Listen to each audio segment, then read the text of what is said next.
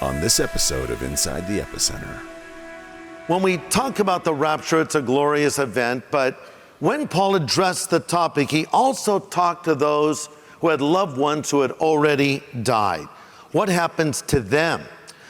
Paul says in 1 Thessalonians 4:13, I don't want you to be ignorant, brothers, concerning those who have fallen asleep, lest you sorrow as those that have no hope. For if we believe that Jesus died and rose again, even so God will bring with him those who sleep in Jesus.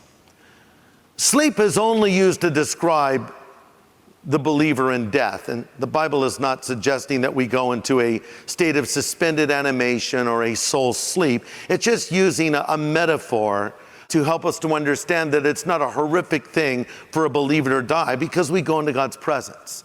You know, I don't know how you feel about sleep, but I kind of like sleep.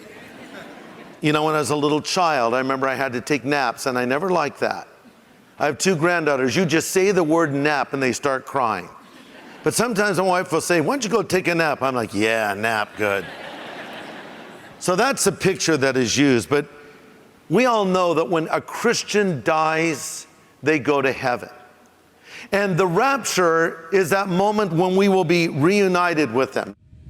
To hear this full episode of Inside the Epicenter with Joel C. Rosenberg, look us up on YouTube, Apple Podcasts, Spotify, or wherever you get your podcasts.